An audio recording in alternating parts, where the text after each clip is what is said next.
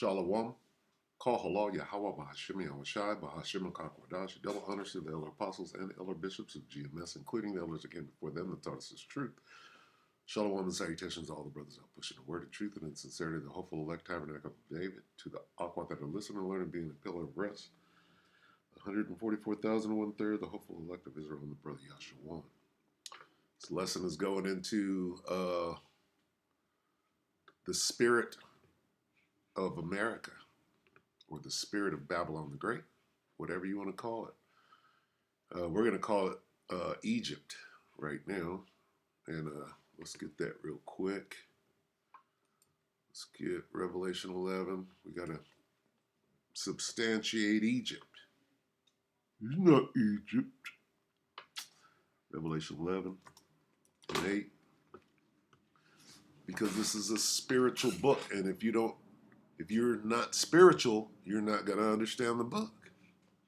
Here, let's prove it. Okay? Now,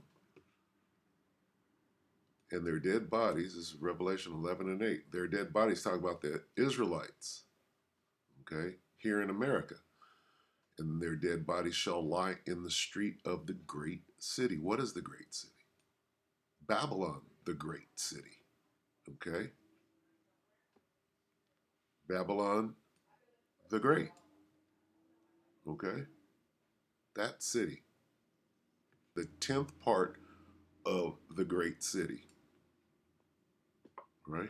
That's Babylon, America. 10 FEMA zones, 10 zip codes. And if you don't understand in the spirit, then that's not my problem. Now, back to 8, and their dead bodies shall lie in the street of the great city, which spiritually, so there it is. Spiritually what? Called. The great city is spiritually called what? Sodom and Egypt. So this is talking about America, whether you understand it or not. If you don't understand it, the spirit is not dealing with you. Okay, it's spiritually called Sodom and Egypt. So we're going to spiritually go back to Isaiah. Right? Let's spiritually go to Isaiah. Now read this. The Americans will lose heart. This is Isaiah 19 and 3. Let's start here in King James. And the spirit of America shall fail in the midst thereof. And this is what we see right now. They done figured it out. Oh, shit. They're coming after us. What do you mean? I thought we ran this kingdom. You got your Karens coming out, right? They're confounded, right? And I will destroy the counsel thereof, and they shall seek to the idols and to the charmers, and to them that have familiar spirits, and to the wizards. So, I mean, their only power is witchcraft. Their only power is Satan. So they're going to turn and start doing what it is that they do. They're going to seek their power. They can't seek Yahweh Shai. He's not there for them. Anyway, let's read it in the NIV. The Egyptians will lose heart, and I will bring their plans to nothing. Lose heart, confuse their plans. The spirit of the Egyptians within them will be emptied out, and I will confound their counsel. All right? The spirit of the Americans will be emptied out from among them, shall fail in the midst thereof. The spirit of the Egyptians will be demoralized. See that? Will become exhausted within them. Right? Will be disturbed within. Look at this. All right, now what we're going to do is we'll be discouraged, shall be broken in the bowels thereof. See, they see all of this stuff, they're adding it up. I'm going to frustrate the plans and destroy their morale, drained of courage. You see that? So we should be able to look and see that out here in the atmosphere. Cinema Shogun one day ago. This is the craziest World Economic Forum propaganda I've ever seen. When you see Klaus Schwab come on looking like a 007 movie character with his finger, his baby finger in his mouth, you have to consider that people's morale, this is the morale right here. Take it away. Here literally trying to get rid of gas stoves. See? And people are so dumb that they don't understand. They don't realize, wait, I've been alive for 30-something years. Never once did I ever see commercials and recipes and people eating cicadas at baseball games. I never saw that before, but over the past couple of years, all of a sudden, this is thrown in my face every which way, and I can't put two and two together and realize there's an agenda here. There's an obvious agenda here. An agenda to get you to eat the bugs. While the elites fly around the world in their private jets and they eat the tastiest steaks in the world, they want you eating literal bugs. Living in 15-minute cities where you're not allowed to drive further than... You're not allowed to drive anywhere, really. You're not allowed to ride your bike any further than these little 15-minute city limits. And it's happening right in front of our faces. But a lot of people, I guess they don't understand the way propaganda works. Some people don't even know that what propaganda is. They don't know that propaganda exists. They think that all of this stuff in the world just happens naturally. They don't understand social engineering. We're all being socially engineered in one direction or the other. Even you, even me. In some ways, let's be real. You could socially engineer and maybe use some propaganda to push me in some sort of direction, but it ain't going to push me towards the direction of eating the bugs and not eating the sirloins and the New York strips. You know what I mean? Like, this is where the powers that be are screwing up. Because they're coming on a little too hard. They're laying it on us a little too thick. I like my ribeyes. You really think I'm going to give up prime rib to eat crickets because, the environment? Screw the environment. Screw global warming. I don't care if the hole in the ozone layer gets as big as the Mercedes-Benz Stadium. I don't care how big the hole in the ozone is. I'm going to keep eating my steak and my hamburgers. And if y'all want to walk around here eating little grubs and maggots, y'all can do that. Not me. But now that you've watched this video, I want you all to start paying attention now. Of course, some of you all already are paying attention. And I hope to God that none of you all have fallen victim to this propaganda. Hopefully none of y'all are out there eating freaking bugs, right? But now that you've seen this video, what I want you to do, if you have not been paying attention to this stuff before, start paying attention now. And you'll start noticing the articles, the recipes, the commercials, the videos. And slowly but surely, you're going to start looking in the ingredients of your products, and you're going to start realizing, hey, maybe they're already sneaking some bugs in this stuff already as we speak. All right, so it's just, yeah, it's people are on to what's going on, and this guy Max Blumenthal, all right, and he's going in about, see, this is the future, right? And people aren't happy with how they're being stampeded into this new way of living, right? If you've seen the other day how the what was that in Minnesota where they passed the law that you can sell human beings again? Let's check this out. Judge Napolitano, Max Blumenthal, how Zionism hurts Yahweh or whatever. Yehudi. How about that? Let's listen to him lament, right, while telling truths. Israel negated the results, arrested all the Hamas leaders, including local leaders who were elected across the West Bank, kidnapped them.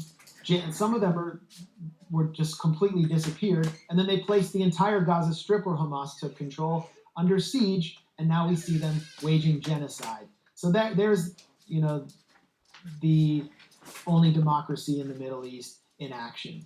What cultural powers or cultural forces pull the levers of power in Israel? Question one. Question two, does the vast majority of Israelis accept Zionism, this apartheid form of government? And question three, doesn't Zionism harm Jewish people for the reasons you just articulated?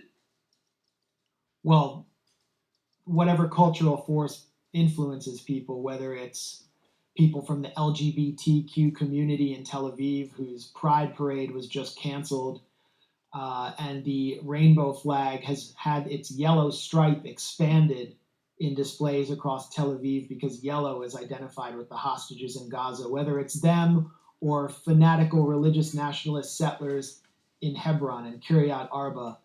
They all tend to believe that if they give 1 inch to the Palestinians, the next Holocaust will take place. And they need to display total ruthlessness because they are settler colonists and they have nowhere to fall back to if the Palestinians gain any sovereignty. That sounds like no hope. Okay? There's no hope in the future. Eating bugs and being forced to, you're basically a robot. Okay, they want to robotox you. And so I think the ultimate cultural force in Israeli life, besides the Bible and besides the rabbinate, particularly the religious nationalist rabbinate, is the religious nationalist religious forces. Besides that is the Holocaust and the idea that Israel represents not just deliverance from Jewish perpetual persecution, but also its continuation. And in some ways, it's true in a self-realizing perverse way. Israel aims to perpetuate anti-Semitism in order to justify its own existence. So through the violence that we're seeing disseminated in ways that are more graphic and intimate than ever before, where you can just open up your phone, log on to Twitter, and watch children being exterminated, blown to pieces, having their heads blown off in Gaza. A Syrian child was blown to pieces by Israel recently. This is E saying this about his own. Okay? He's blowing a whistle on his own. So, I mean, and fair use. Let me bring this out. The fair use clause on this, because he's saying some stuff in there that I'm not saying. He's saying it. So, and I'm not editing this, but fair use clause, right? People are becoming infuriated, and people who are less politically sophisticated. People are becoming infuriated, right? It's not going to go well, right? Was blown to pieces by Israel recently. People are becoming infuriated, and people who are less politically sophisticated, more reactionary, might tend to blame all Jews. They're also seeing Jewish billionaires demand that Joe Biden or Donald Trump or New York Mayor Eric Adams support Israel's agenda and basically legally bribe them to do so. So anti-Semitism tends to rise in moments like this, and that benefits Israel. Benefits Israel because they're saying the whole world is completely corrupted by Gentile hatred of Jews, and you all have to come here. And it also benefits forces like the Anti-Defamation League. What would happen to Jonathan Greenblatt's salary, CEO of the ADL, without anti-Semitism? He'd have to go back to his business as a bottled water salesman. So Zionism is the ultimate engine for anti-Semitism, and anti-Semitism is the fuel for Israel's occupation genocide machine. Oh, boom. That's deep. See how convoluted that is, and they done figured out that's how. All right, what's the name of the guy, the deceiver? All right, that's what that is. All right, I want to show one more. I just thought of this. I want to show one more video, and it's Nate. And somebody said this, right? This dude's scared. Where is he? Where's Nate at? Dude is scared. Let me see. Let me go right here. Let's see. Come on. Come on, Nate. He can show up. Canadian prepper. Where is he at? Okay, so the Canadian prepper, right, made a video, and somebody, right, this is it. Somebody in the comments put the look on his face. You can see it in his eyes that he's, that it's over. So let's take a look. It's locking, I'm sure. All kind of commercials are coming. If they come. Bear with me on this. Of course, the devil got to get in here and make things hard. Come on, Nate. So Nate can come out, and then we'll just look in his eyes and look at his motions.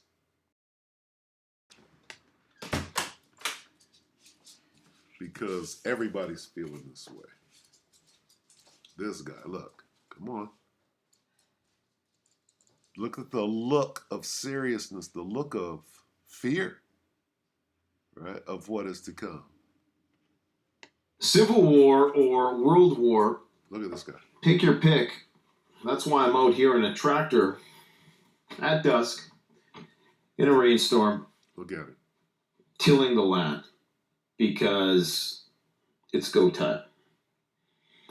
Russia is going to drop a nuke very soon. I don't know where they're going to do it, but they're going to have no other choice. So this is the language in Babylon, right?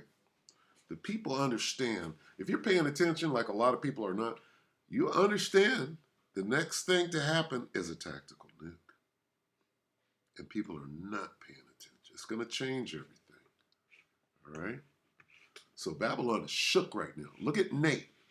Nate is shook. Look at the look of fear. Let me take a picture of this. I'm going to take a picture because the look of fear on Nate's face should tell you everything. This guy, he has inside information. He's been saying this for at least the last week. They told me something that I can't tell you, but I'm going to let you know right now. It's for real. Well, that look of fear on his face tells you everything. Look at that. He's shook. We're going to go back and read that. We're going to go back and read that. What is coming? What is this world coming to? Right? The decision has been made. It's going to happen. This diversionary fiasco. He knows something that you don't know, right? He's got some inside information. And he's trying not to say what he knows, but he's letting you know that it's coming. That's what he's saying.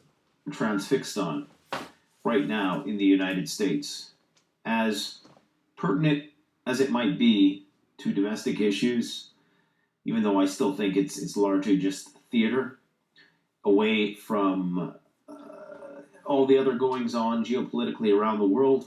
And while it is an unprecedented event unto itself, in a series of unprecedented events that have characterized the modern day, I still think the bigger story today was the one that was completely covered up by what happened with Trump. And that's a whole nother thing. Look at Trump. Look at this is the president. Okay. So you got Esau using his criminal court system. And when I say criminal, it's all about the criminals, right? Well, now the criminals are using their court system against each other. So this place is done. That was a big sign yesterday. Is that, according to Politico, Biden has already secretly greenlit Ukraine to launch long-range strikes into Russia. And there's your demise.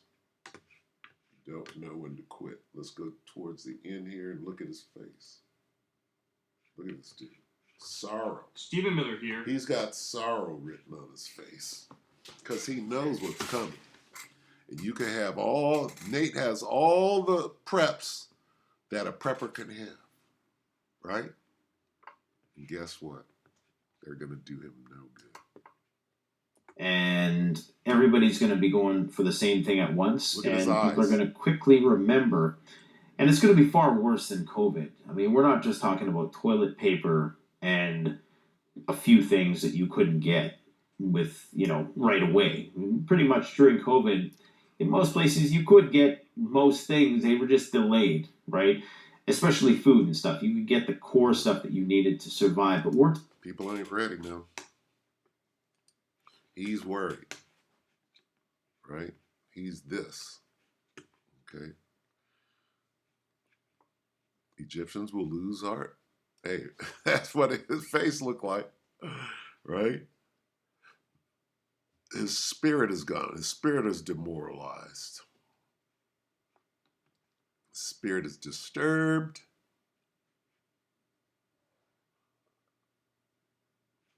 He's troubled. He's troubled, right? Discouraged, confused, right? All of them. They're like, wait, what do you mean? I've been alive for 35 years and I ain't never heard of a bug burger, but now you saying if you want to live into the future, you're going to take this sea hip and eat some bugs, right? What the hell is going on here? Anyway, yeah, it's the